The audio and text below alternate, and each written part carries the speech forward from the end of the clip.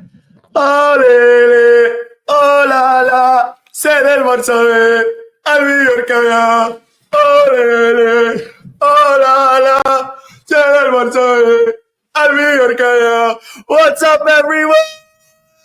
Welcome to Barca News. It is October 26, 2024, and Barcelona just thrashed Real Madrid at the Santiago Bernabéu. What a beautiful match, ladies and gentlemen. A dominant second half where Real Madrid looked like they didn't even come out of their locker room. Players, where were you guys? Madrid, you were supposed to come out after the halftime was over. Why did you stay in the locker room? What a match. What a week, ladies and gentlemen. We are back. Barcelona is back. But let's do the intro song real quick, and then we will talk about this masterclass by Barcelona in the second halftime. This is the post-match live analysis. We have a lot to discuss, and let's begin.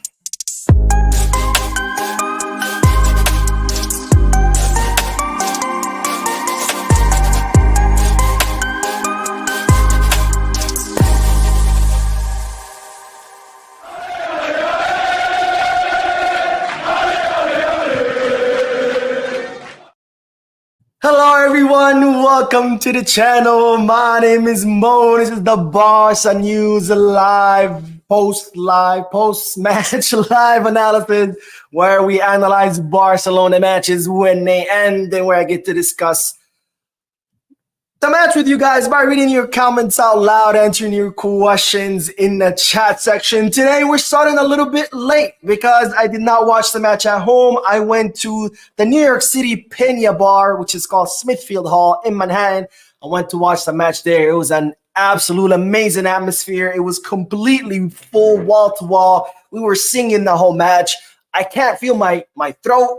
I'm losing my voice, but that's okay, because today, ladies and gentlemen, we don't celebrate. We continue the celebration, because today Barcelona absolutely thrashed Real Madrid. Oh, it's so nice to say that.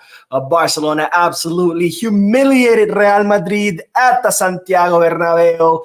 0-4 with a double by Robert Lewandowski, a goal by Lamine Yamal, and a disrespectful goal by Rafinha, because that shot was just disrespectful by Rafinha. Absolutely amazing match. And I say we continue the celebration, because we were not done celebrating beating Bayern Munich, and Barcelona go do this. Hansi Flick, what are you doing to me, my friend? I cannot handle this. I have not been this happy in a very, very, very long time. The last time I was this happy is when Barcelona won the treble under Luis Enrique. 8 years of depression, and then you do this to me in 1 week. 2 back-to-back huge victories, and I don't know what to do with it. All this happens. I don't know what to do with myself. I haven't been this happy in so long. And ladies and gentlemen, by the way, to put things into perspective, it's not just Bayern and Madrid. It's also Sevilla. We completely forgot about the Sevilla match, which was only 6 days ago, and when we won 5-1. So that's 5-1, 4-1, 4-0 in 6 days. Let that sink in. 13 goals in 6 days, and only 2 goals against, and all 13 goals is scored by, well, no, not all 13. Or was it all 13? No, not all 13, but majority of them scored by the most lethal trident in Europe. Ladies and gentlemen, Robert Lewandowski, Lamine Yamal, and Coutinho, who have been absolutely on fire. 8 goals between the 3 of them during these last 2 matches. 4 by Rafinha, 3 by Lewandowski, and 1 by Lamine Yamal. What a match, what a week. And with this victory, ladies and gentlemen, Barcelona is telling the world that they are candidates to win it all. Yes, they are. Against Bayern, I said Barcelona made a statement that they are back on the European stage. But with today's victory, Barcelona is telling the world that they are capable of winning it all. I'm saying it right now. I'm not saying we are going to win all trophies, but given how Barcelona are playing, with the quality that they are playing, with the beautiful football that they are playing, they can win it all. I have zero doubts about that. Today was proof of that. Wednesday was proof of that. And the last 10 La Liga matches, with the exception of the Osasuna match, is proof of that. FC Barcelona is back, ladies and gentlemen. I am on cloud nine, and today we humiliated Real Madrid, who for the past 2-3 days all over social media, they were saying, oh, when Barcelona come to the Bernabéu, we're going to put them in their place. We're going to teach them. We're going to remind them that we are better, because it's not the same winning against Alaves. It's not the same winning against Villarreal. It's not the same winning against Sevilla. This is Real Madrid at the Bernabéu. We're going to put them in their place. And wow, where were you guys? Where were you guys? Because I did not see a single Real Madrid during the second half. What happened to you? Did you forget to come out of the locker room? Because that was an absolute masterclass by the team during the second half. Now, the first half was a bit complicated. I'll admit that. It was a bit complicated, and I'll talk about it in a little bit on why I think it was that complicated. But during the second half, Barcelona just did whatever the hell they wanted. Whatever the hell they wanted. And by the way, where were all those YouTubers, those Madrid YouTubers and social media personalities who were saying, oh, we have Mbappe, we have Vinicius, that high line, that's not going to work. That offside trap, that's not going to work. Real Madrid's attackers is just going to be running all over the field. They're going to be scoring goals left and right. What happened to that? What happened to that? Because today, the offside trap worked like a magic. 12 offsides Real Madrid were caught in. 12. Barcelona, they were caught in 1. 12 offsides, ladies and gentlemen, that Real Madrid were caught on. 2 goals scored by Kylian Mbappe. Both goals ruled offsides. Ladies and gentlemen, don't tell me that the high line doesn't work. Don't tell me that the offside trap doesn't work, because people were asking me before the Bayern Munich game, Mo, should we do the high line? Because it's going to be very risky. Bayern Munich is going to beat us. They have some very good attackers. And I said, of course we should do it. It's what we've been doing. It's what has been working. Why would you change it if it's working? If it ain't broke, don't fix it.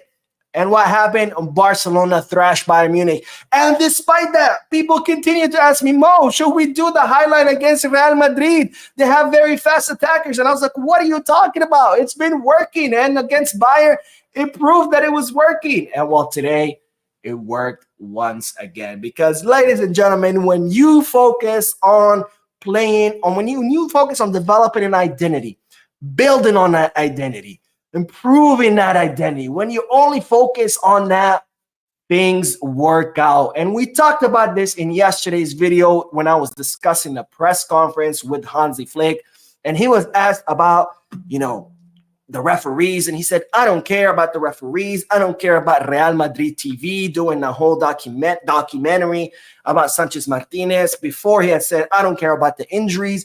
He doesn't care about any of that, because like true Barca DNA, like Cruyffism, like Johan Cruyff taught us, you only focus on the things that you can control. Whatever you can't control, you don't worry about it. The calendar, the referees, the injuries, that's things that you cannot control. Therefore, you should not waste your energy on it.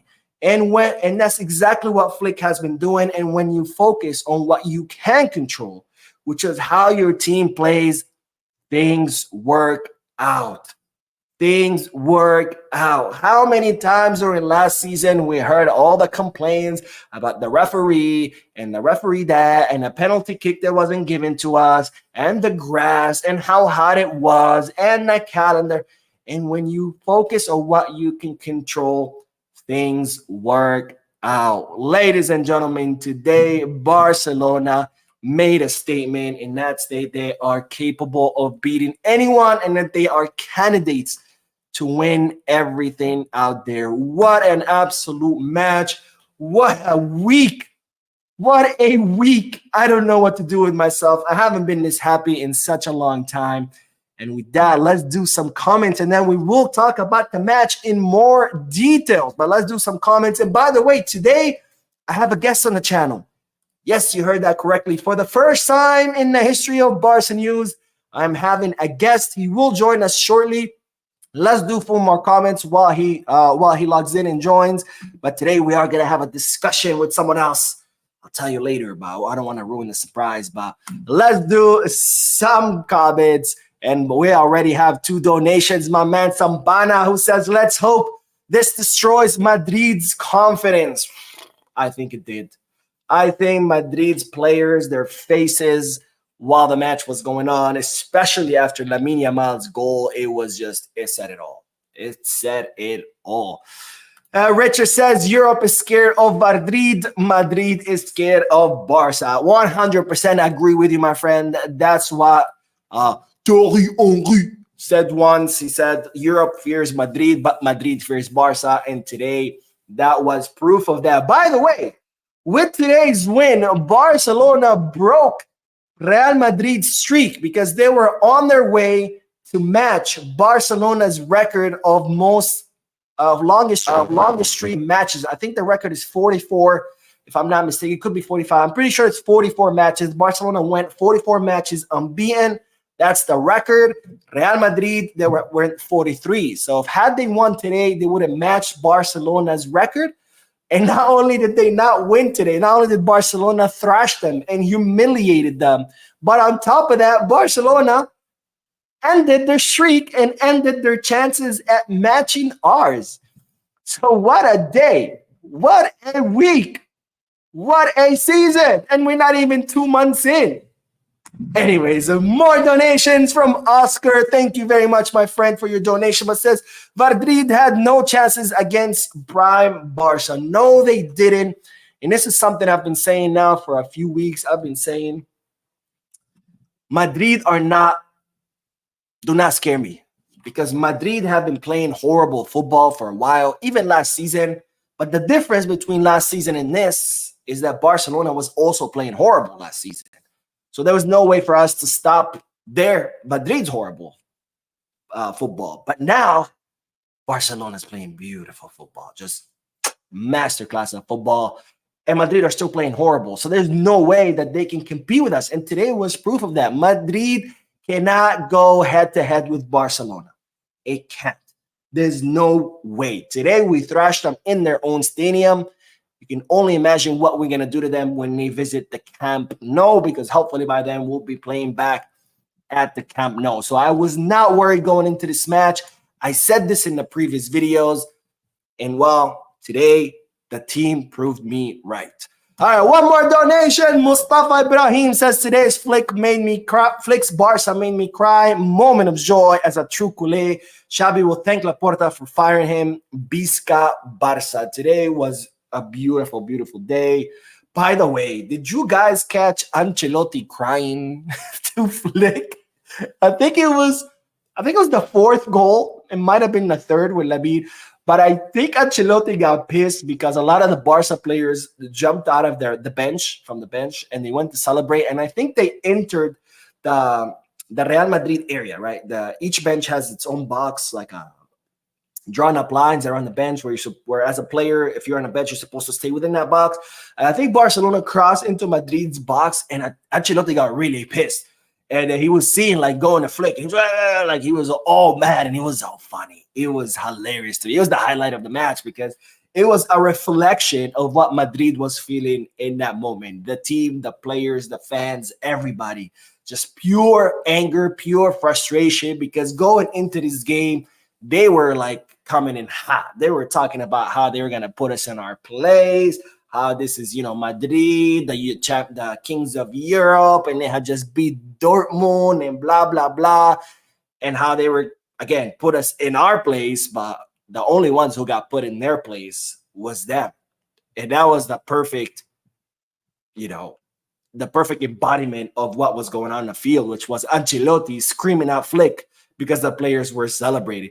All right, more donations from Victor Lai, who did not write anything, but I don't know if you didn't mean to do that, if you meant to write something and you forgot or something happened. If that's the case, write it in the chat section. I'll make sure to look for it and read it. But thank you for your comment or for your donation. And then Steve, who has become a new member. Thank you, Steve, for becoming a member.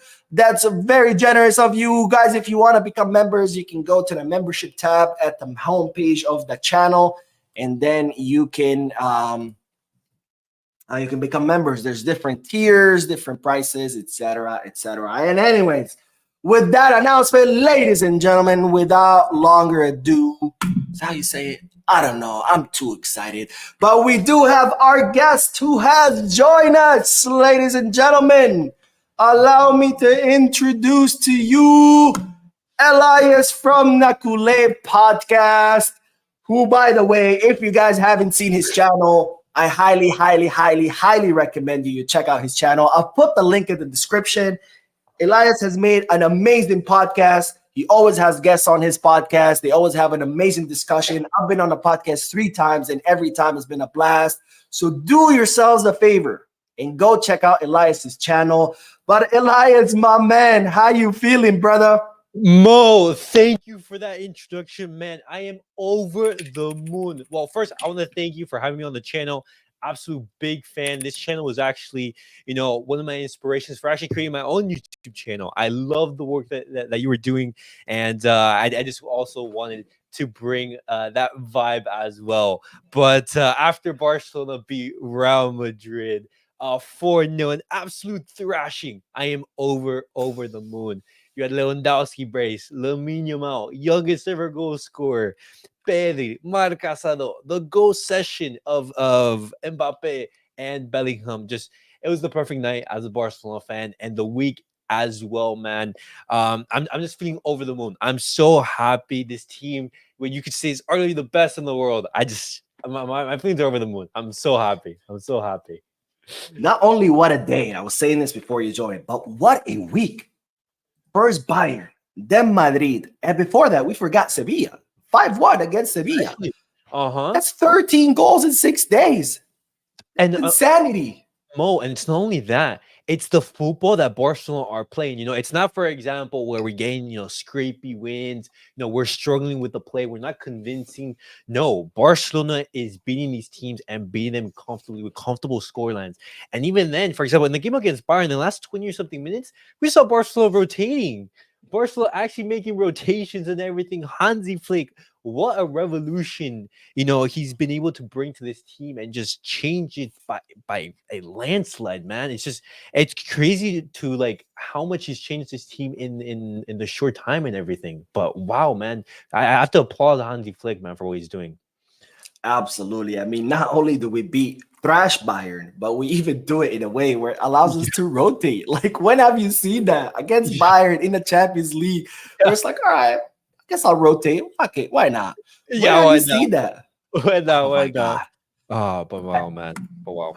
No. But anyways, let's talk about the match itself. Let's start with the first half, because the first half was rough. I wasn't necessarily worried, but I wasn't feeling comfortable. And the team did not look the same as before. What are your thoughts about the first half? Why do you think that happened? No, and in that first half, I was actually just recently like having that conversation with a friend and everything, and they were basically saying, "Hey, Barcelona, they were ass in that first half." I wouldn't necessarily go that far and say Barcelona they were poor or anything, but I would say that Barcelona did not feel comfortable. Real Madrid, they were time and time again, going in behind Barcelona, Vinny Jr. and Mbappe, and Barcelona, they were playing with fire. If Real Madrid timed one of those runs really well, then Barcelona could have, been put to the sword. And you also saw Mbappe, score. Thankfully, it was offside. But I want to give credit to the partnership of Inigo Martinez and Cubarsí, because both of these guys were rock solid in that first half. Because with the pace of these pacey wingers, with Mbappe, with Mbappe as with Vinny as well, in Camavinga, Barcelona, they maintained that high line, something that was questioned and something that was criticized, and we were really, really good. And in that second half, when introduction with Frankie de Jong, it completely changed everything. But I would definitely agree. That first half was not comfortable whatsoever. I think the distribution from Iñaki Peña at times made it that so. When Real Madrid put Barcelona under pressure, it made things difficult for us to build things from out the back. But Barcelona, they grew into the game, and we we got better as the game went on. I think to me it was a combination of two things. I think first, like you said, I think it was nerves. I think the team was really nervous. I mean, you're playing Real Madrid at the Santiago Bernabéu. The crowd was super loud, and I think they were a little bit nervous. But I think the other thing was a little bit of tactics. I feel like Flick, what he tried to do is draw Real Madrid into our halves, and then we can exploit their backs like we did against Bayern. And I felt like Madrid did not fall for that. And that's to me why things were not working out for Barca. But the offside trap, man. I said this before this game. People were asking Mo, should we do the highlight? I said, absolutely.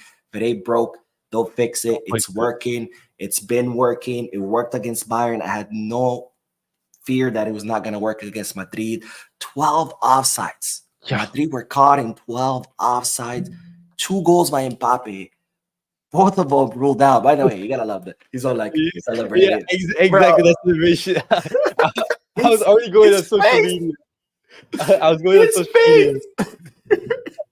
Absolutely hilarious. But then second half, right? Yeah. Actually, halftime, right?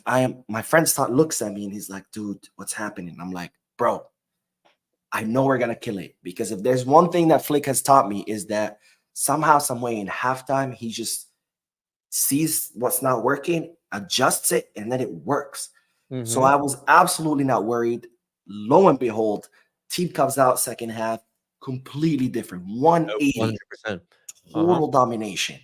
Why do you think was that? Like, what are your thoughts about the improvement of the team? I definitely see, that second half improvement. I think not only is Barcelona getting more comfortable into the match and everything, but the introduction of Frankie de Jong changed everything. Replacing Fermin Lopez, who I'm not, saying he's a bad player or anything, but there are certain games for certain players. Fermin Lopez, he isn't, technically great, turning with the ball or anything like that. I think when you put Frankie de Jong in that base of the midfield and you have Pedro a little bit more advanced forward, I think that allows for more creativity in the base of the midfield. And then you saw, for example, Marc Gasol give the pass to Lewandowski for the opening. And what a pass. Can we talk about that pass from Marc Gasol? Because we say Marc Gasol, his off-the-ball effort, his running, his intensity. That's something that we always praise.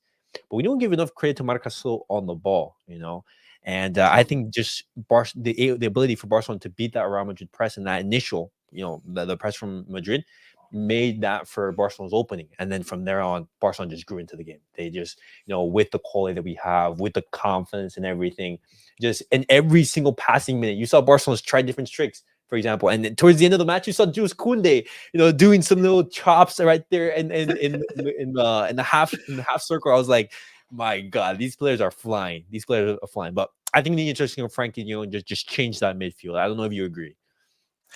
I agree. To me, it was 2 changes. First, it was the introduction of Frankie, because Frankie's more of he knows how to hold the midfield. And I think by bringing Frankie in and holding the midfield, that finally forced Madrid to do what Flick wanted him to do, which was to cross into our half.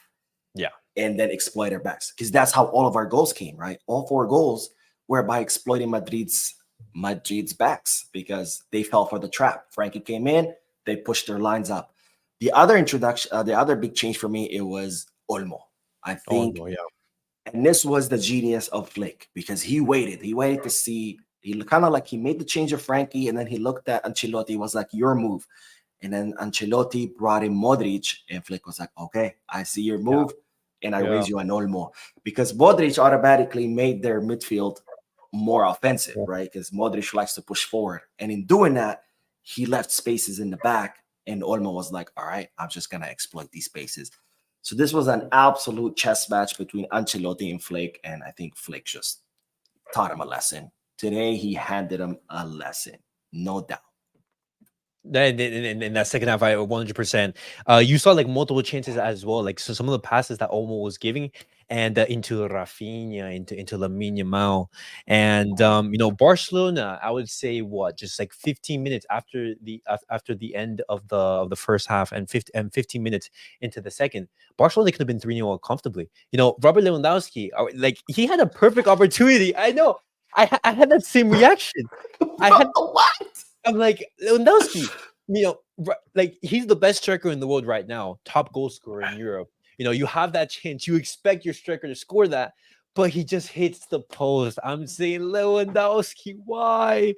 Why, Bro, man? empty net. Empty He net. makes 2 goals, super difficult goals, by the way. Uh-huh. The first one was like almost at the edge of the box. The other one, Yeah. he has 3 defenders around him. He And just scores 2 incredibly difficult goals. And then he misses an empty net. I was like, uh, I think I Leo was was just trying to make it fair. He was just like, you know uh-huh. what?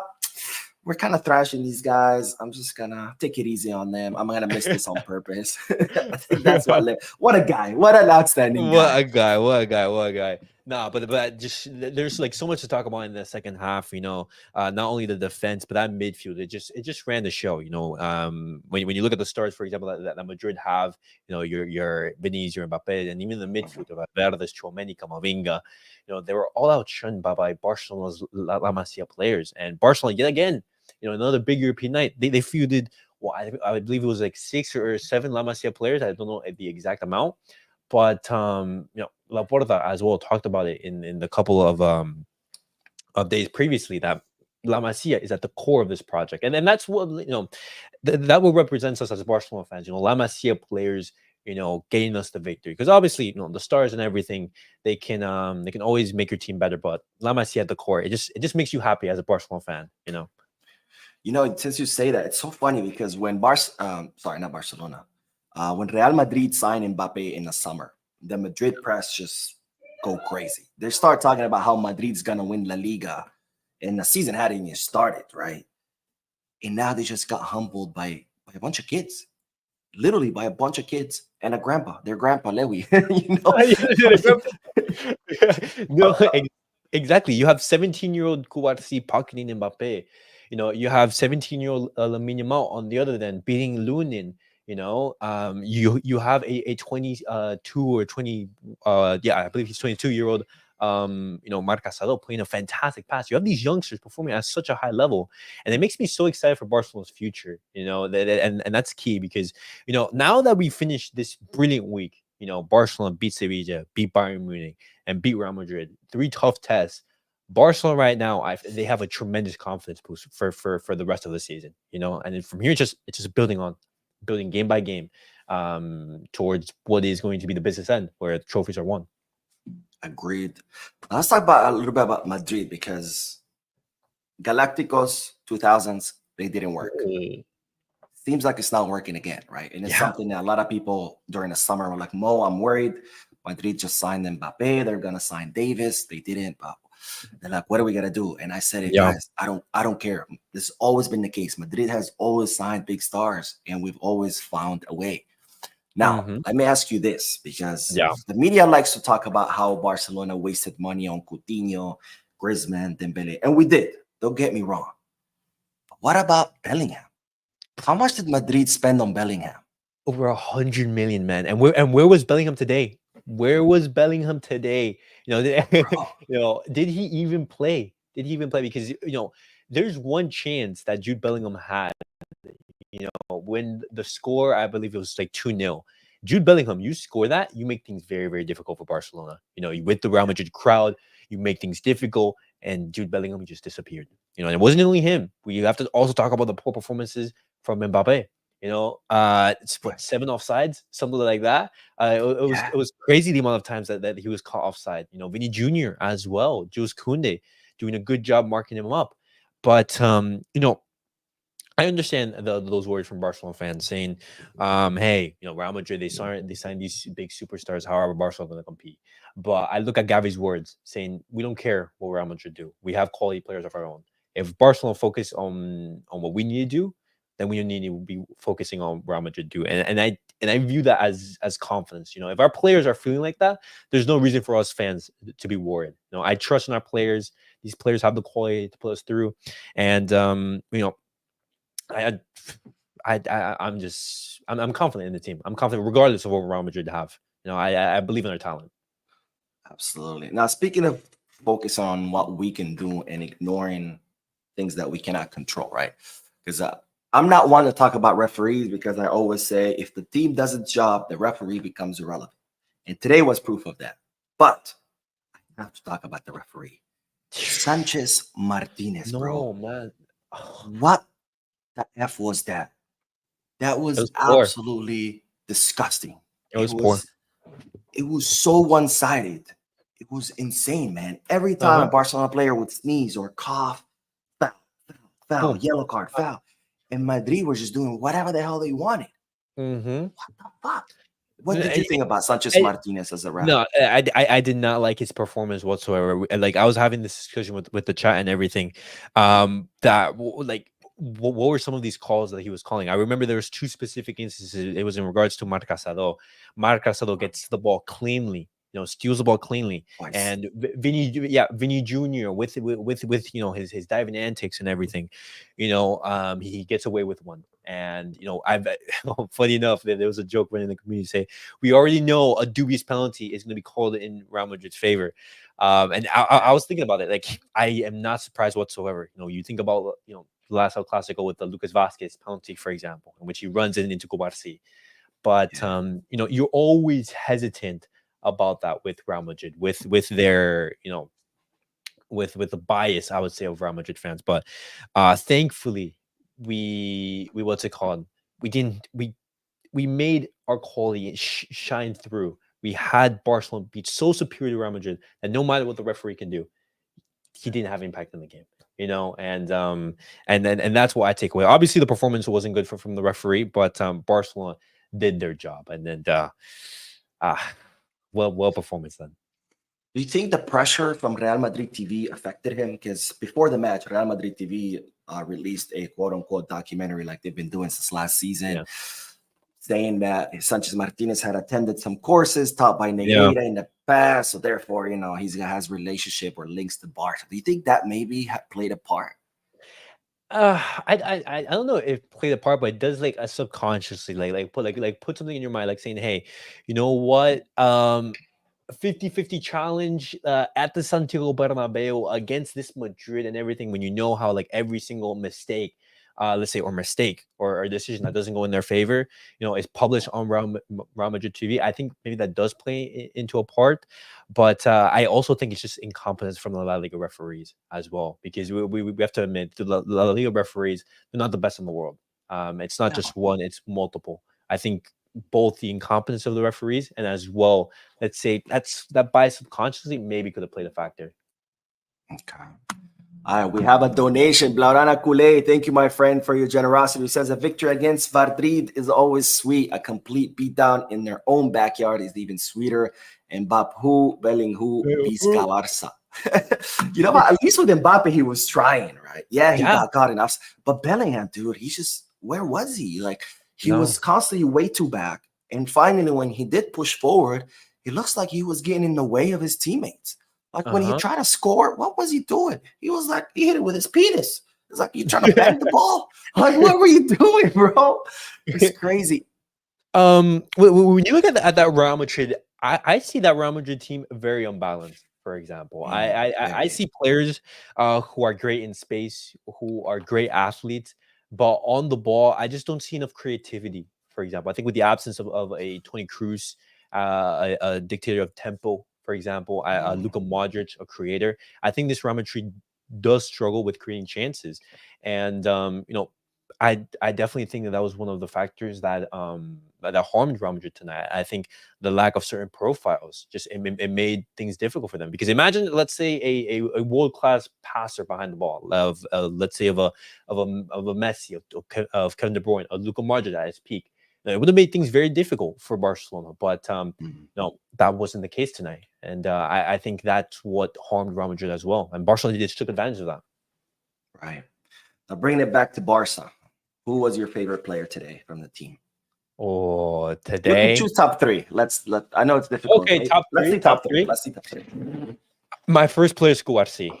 Cuarci. I just think the defensive work that he was able to do, always attentive, and just rarely, I would say, put in a bad position. We talk about and we praise Lamine Yamal for what he does, but I don't think there's enough praise on Cuarci, because Cuarci is the same age as Lamine Yamal. He's 17 years of age, and you see him, and he looks like a veteran in that back line. He looks like a veteran. He looks like a player who has been playing here for all his life. I think you also have to give praise to Lewandowski, because Barcelona, it's 0-0. You're a player who at times has been criticized for not performing in the biggest of games. They at times they call you small game Robert, but small game Robert, he turned up today. He got a brace. He continued to show why he's currently the best striker in the world, competing with your Haaland, competing with your Mbappe's, players who are significantly younger. And Robert Lewandowski put in a clinic today. Two very, very good goals. And unfortunately, he didn't get that third, which could have been a absolutely brilliant, a hat trick, a hat Hat trick trick in the against Real Bernabéu. Madrid. I know that would been insane headlines. And the last one I have to give credit to is Iñaki Peña, because we talked about our players getting the goals, but Iñaki Peña tonight, he played some big, big saves, because Real Madrid at times they're putting on the pressure. Mbappe running down either a Fede Valverde shot, and Iñaki Peña, a player who we did criticize before in the past, he stood up tall against the Giants of Madrid. And I have to give praise to those three players. So those three players were my standouts on tonight. I think overall the team, obviously they performed well, but those were my three outstanding players on the night. I don't know if you share the same thought. My three was Cubarsí for the same reasons you said. Pedri and Casado. I think the two of them just ran circles in the midfield. But we do have to highlight Iñaki, because Iñaki today was superb. The Iñaki from today was the Galatasaray Iñaki. Yeah. And I said this in a previous live, and I even made a short about it. And I said that we all know what he's capable of. We've seen Iñaki with Galatasaray. I think the problem was a confidence thing, right? And I think that stems from his time with Xavi, because remember, in Barcelona, the first goalkeeper is La Liga goalkeeper. The second goalkeeper becomes the Copa del Rey. But Xavi never trusted him. He made Ter Stegen the Copa del Rey goalkeeper as well. And I think his lack of confidence stems from there. And I think today, I think it all started with that. And I don't know if you remember, but this was the first half.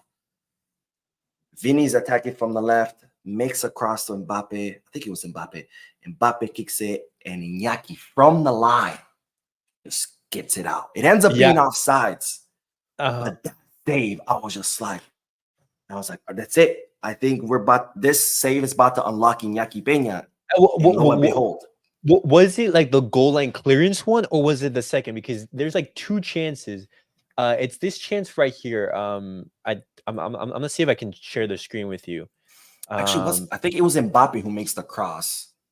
I can't remember who kicks it, but he was going to the left. The ball is going to the right, and somehow, some way, he's just like, let's add this to this. Is it this chance that you're talking about, or are you talking the one like in the? I think so.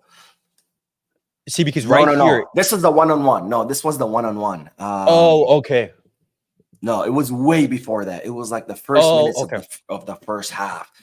And it's Mbappe. He makes the cross. I can't remember who's coming from the back. Kicks it. Iñaki's going to the left. The ball is going to the right. And somehow he just like stretches out and gets it out off the line. And I was like, that's it. That's going to unlock Iñaki Peña, because that was one hell of a confidence booster. And from that, I mean, that one-on-one with Mbappe, I mean, that was reminiscent of the World Cup final, right? I know, like Iñaki Peña, I was like, oh my God, like you showed today. But Iñaki Peña in that first half, I do think at times he was a little bit shaky with the ball. I will say, I don't know if you share that. He was like nervous. His distribution of the ball at times wasn't that great, and that's when you miss Ter Stegen. Like, I'm not the biggest fan of Ter Stegen. I've criticized him before in the past, but when you need a goalkeeper at times to be able to distribute the ball, because Real Madrid, they were piling on the pressure, and Iñaki Peña at times, he just wasn't able to get that pass to Cubarsí, to Lewandowski. But I was really, really happy with Iñaki Peña on the night. Yeah. And question in regards to Iñaki, how do you see him competing with Szczesny? How do you see that competition developing? I think if it ain't broke, don't fix it. And if Iñaki right now is working, I think keep him on. And then, like Flick said, right, if he hasn't given him any reasons to take him off, and that's why he hasn't taken him off. And honestly, I trust Flick. If Flick tells me he's happy with Iñaki, I'm all for it, because Flick hasn't given me any reasons to doubt his judgment. Okay. What do you think? Solid. I'm completely the same. I trust Hansi Flick. If he says, hey, Iñaki Peña is our goalkeeper, then Iñaki Peña is a goalkeeper. I definitely think that Szczesny at times, he's gonna have minutes. I feel like in the Copa del Rey, Potentially, he's gonna have to rotate and everything because what happens? Hopefully this doesn't happen. What happens if Iñaki Pineda goes down injured? You need your goalkeeper at times to be match sharp because you know Chesney, he is training and everything, but it's been months since he's played in a competitive fixture. You need all your True. players ready to, let's say, and to be called up. But credit to Iñaki. Right. So favorite goal for tonight? Oh, favorite goal. Oof. You know Tough what?